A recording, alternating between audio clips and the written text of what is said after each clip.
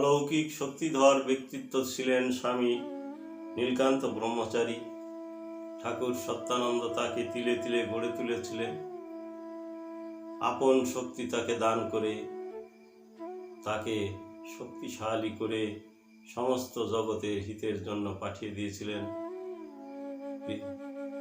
ভারতের এক প্রান্ত থেকে অন্য প্রান্ত পর্যন্ত তিনি বিচরণ করে ঠাকুরের মধুমাখা নাম, ঠাকুর সত্যহরির নাম তিনি প্রচার করেছেন দিকে দিকে। যেদিন কবিগান হলো, সেই কবিগান সেরে সবাই মিলে বেরিয়ে পড়লেন পদব্রজে। তখন তো আর গাড়ি মোটর নেই, তখন ওই পদব্রজেই বেরিয়ে পড়লেন। বেরিয়ে কোথায় গেলেন না, 63 নম্বরের কবিগান শেষ করে তারা বললেন কোথায় যাব, 68 নম্বর যেতে হবে। কার বাড়িতে? কিরণ বাগচির বাড়িতে। চলো। তখন সত্যানন্দের দল, এই দলটার নামই ছিল সত্যানন্দের দল।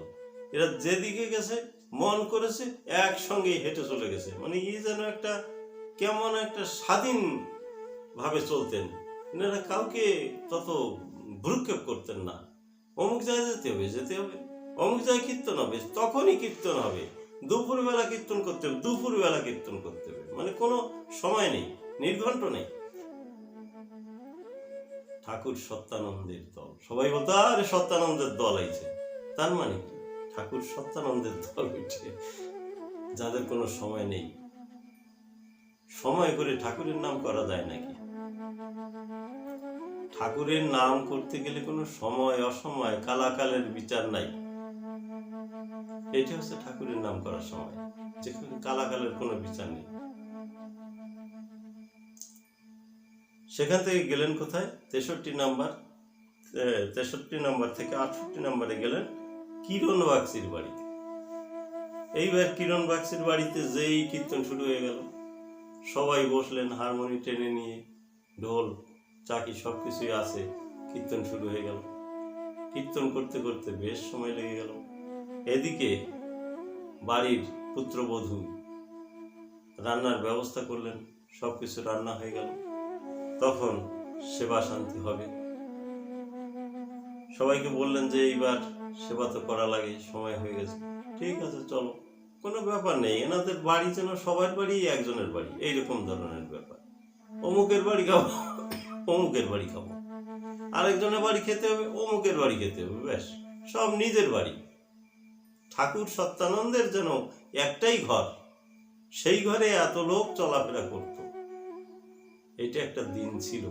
আমাদের এখানেও দেখেছি, যখন গোসাইরা আসতেন, ঠাকুর শ্রীনীলকান্ত হোক, ঠাকুর সত্যানন্দকে তো দেখি নাই, ঠাকুর শ্রীনীলকান্ত হোক, ঠাকুর রামানন্দ হোক, তারপরে ঠাকুর অসীমানন্দ হোক, এরা পবিত্র স্বামীজি, তারপরে কেশবানন্দ স্বামীজি, এই যত স্বামীজি আছেন, এরা আসলে পরে সবাই আমাদের জন্য সব এক বাড়ি। আমরা সবাই এক বাড়িতে খেতাম। কি নেমন্ত্রণ কি না নেমন্ত্রণ ও কিছু ব্যাপার নেই, যে চলো ঠাকুর বসেছে মানে আমরা বসে গেছি।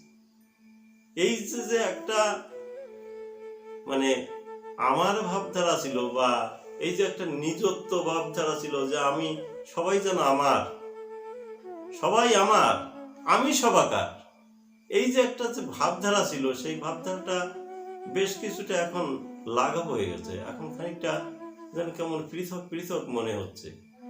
যাই হোক, এটা আমার মনের ভাবনা নাকি জানি না, তবে চলাফেরায় ঠিক সেই আগের ভাবটা পাচ্ছি না, তাই বললাম কথাটা অনেক দুঃখের কথা, কিন্তু হয়তো আমি সেভাবে বলিনি, কিন্তু দুঃখেরই কথা। যে মানুষগুলোর সঙ্গে মিশে সবার সঙ্গে এক হয়ে চলতাম, সেই মানুষগুলোর থেকে দূরে সরে যেন কেমন হয়ে যাচ্ছে। যাই হোক, ঠাকুরেরই বোধহয় এটাও একটা লীলা। এবার আমরা এক মুঠো অন্নে কিরণ বাগচির বাড়িতে যখন খেতে বসছে, তখন ওনার পুতের বউ, ছেলের বউ খুব কান্না করছেন। মানে তার মনের এইটাই ধারণা যে আমি যে রান্না করেছি সামান্য কিছু কয়েকজনের জন্য, এত লোক সেবা করলে পরে কি করে হবে, এই জন্য এই দুঃখে খুব কান্না করতেছে। এ কথা কেউ জানে না, কাউকে বলেনি। সবাই এইটাই জানছে যে তার মনে দুঃখ রয়েছে, কত বছর বিবাহ হয়ে গেল এখনো সন্তানাদি কিছুই হলো না, তাহলে দুঃখ রয়ে গেছে, সেই দুঃখে বোধহয় কান্না করছে সবাই। যাই হোক, সেই কথা অনুসারী ঠাকুর নীলকান্তকে ধরলেন, দাদা আমাদের একটা কথা আপনাকে রাখতেই হবে। কি কথা? না রাখবেন কিনা বলেন। বলে কথাটা বলো না, তবে সে না বুঝবো যে কথা রাখা যাবে কিনা। খালি খালি বলবো যে হ্যাঁ কথা রাখবো, কথা রাখতে পারলাম না, কেমন হয়ে যাবে না? তো বললো যে এই মামনির কোনো সন্তানাদি নেই, তা আপনাকে একটা সন্তান দিতে হবে। তাই হয় নাকি? বলে না, আপনাকে দিতে হবে, আমরা কোনো কথা শুনতে রাজি না। ঠিক আছে মা, এই নাও, এই অন্ন কয়টা সেবা করো। এক মুঠো অন্ন তিনি দিলেন, সেবা করো, তোমার ঘরে সুন্দর সন্তান আসবে। এক মুঠো অন্ন সেবা করলো মামনি, ঘরে সুন্দর সন্তান আসলো। এই যে শক্তি, ঠাকুর তো অন্তর্যামী, তিনি তো সবকিছু জানেন। মায়ের কান্নার কারণ কি ঠাকুর নিজেই বললেন যে মা, তুমি তো সন্তানের জন্য কান্না করো নাই, তুমি তো কান্না করেছো যে এই যে রান্না করেছি সামান্য রান্না, এই রান্নায় কি সকলের হবে, পরিবেশন করা যাবে, এই তোমার একটা বড় ভয় ভিতরে ছিল, সেই ভয়ে পড়ে তুমি কান্না করেছো মা, তোমার ভয়ের কোনো কারণ নেই।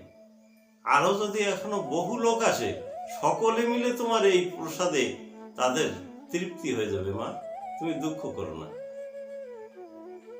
তখন এই সান্ত্বনা পেলে, দুঃখের মাঝখানে যখনই মানুষ সান্ত্বনা পায় তখনই তো আরো কান্না করে। ঠিক মামনি আরো কান্না করে উঠলেন জোর করে। যাই হোক, এইভাবে সেই পরিবেশের সমাপ্তি হলো। ঠাকুর তথা ঠাকুরের ভক্তবৃন্দ সকলে চলে গেলেন যথাস্থানে। এই হলো ঠাকুরের লীলা। এই লীলা বলে শেষ করা যায়? আমি কয়েকটা লীলা সংগ্রহ করেছি, 3খানা বই হয়েছে, 5খানা বই হয়েছে। তো এই যে সামান্য কয়টা লীলা সংগ্রহ করে যদি এত কিছু হয়, আর জীবন ভরে ঠাকুর যে লীলা করে গেছেন, যত ব্যক্তি আমরা জগতে রয়েছি সবার কাছে ঠাকুরের লীলা রয়েছে, আমরা অনুভব করলে পাবো। যেমন ঠাকুর যাকে দর্শন দিয়েছেন, ঠাকুর যাকে মন্ত্র দিয়েছেন, তার সঙ্গে একটা না একটা লীলা ঘটেছেই।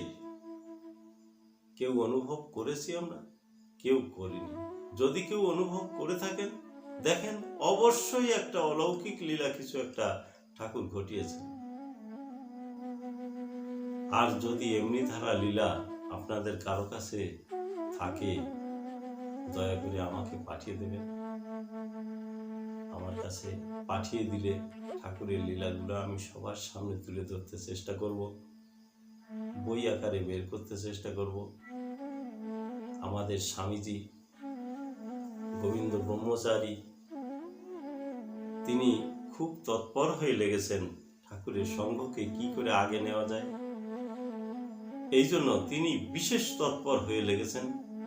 আমি তাকে শ্রদ্ধা করি। বয়সে হয়তো আমি বড়, কিন্তু কর্তব্যে সে যে এত বড়, তাকে আমি শ্রদ্ধা না করে পারি না। তাকে আমি শ্রদ্ধা করি। ঠাকুরের কাছে কামনা করি ওই মানুষটার জীবন আরো দীর্ঘায়িত করুক,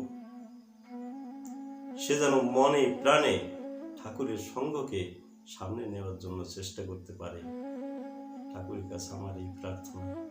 জয় জয় বিশ্বসুখ সত্যানন্দ শ্রীমৎ স্বামী নীলকান্ত মহাপ্রভু প্রেমানন্দে। হরিধ্বনি বনমন হরিবল। রাধা কৃষ্ণ প্রেমানন্দে হরিধ্বনি বনমন হরিবল। সাধু গুরু বৈষ্ণব প্রেমানন্দে হরিধ্বনি বনমন।